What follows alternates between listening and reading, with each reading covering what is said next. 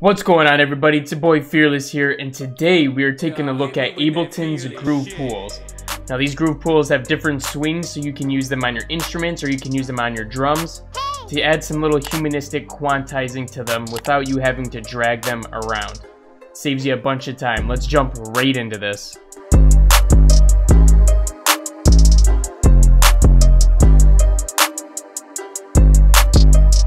Okay, so first and foremost, your groove pool is over here.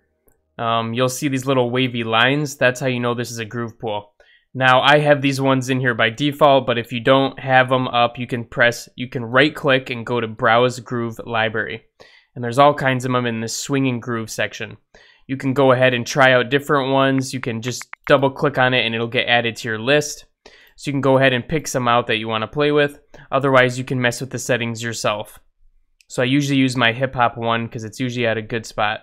So basically, what it's going to do is it's going to add some randomization to your MIDI. Now, when you click on a MIDI clip here, you'll notice there's a groove section right here, and this is where you can pick which one of your grooves you want to use. So first, let's hear what this sounds like before there's any effects done to it whatsoever.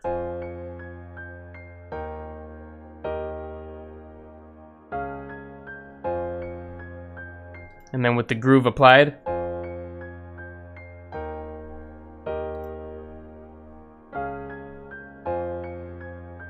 alright guys, so let's take a look at the settings on this here. So you first have your bass, and that's what kind of notes are going to be triggered. Do you want notes that are in the 30 seconds being triggered, the 16th, the 8th, or the 1/4? So usually a 16th is good because when I'm playing these instruments, I don't go much lower than that.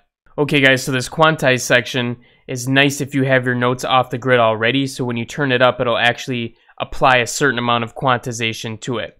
So since we have a straightforward, everything's on our grid already, we don't really need to mess with that too much. Okay, so for this timing here, it's almost like a dry wet knot. It's basically saying how much of this groove is actually affecting your MIDI clip.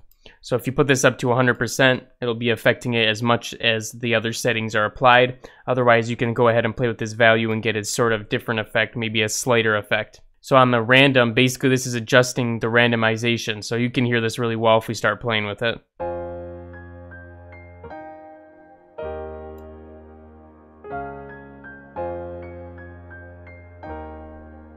So this is basically saying 100% of the time, it's adding a random timing to each of the notes. So usually when you have melodies or something, you want to keep this random a little bit lower so that it's not going completely crazy and every note's off the grid and it sounds really disgusting.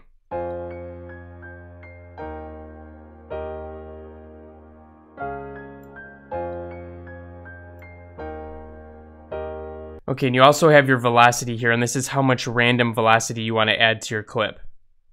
So if you go into the negatives, it's obviously going to go into the negative velocity from where it's at. It's going to go down, and if you go into the positive, it's going to go into higher velocity than it's already set at. And since we already have the velocity playing on each of these notes, you'd probably leave it 0 anyways.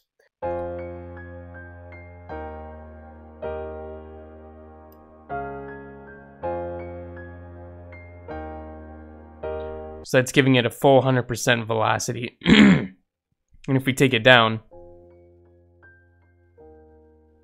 we get the same effect, except everything's going to be way lower in velocity because we're going all the way to 0. So lastly, the global amount here is like a global dry or wet. So when you're using these grooves, you can actually control how much of it is being played. So, and to demonstrate this, let's turn the random up all the way.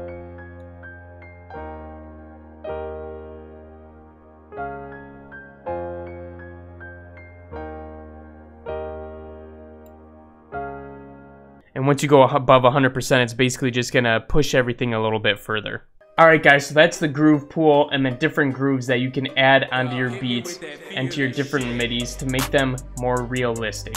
You can mess with the velocity, you can mess with the timing and the quantization, so you can really dial in your notes and get them sounding humanistic without having to spend a ton of time tweaking all those little different things in your MIDI itself. So if you're new to the channel, man, hit that subscribe button and the notification bell because we're uploading new tutorials every single day.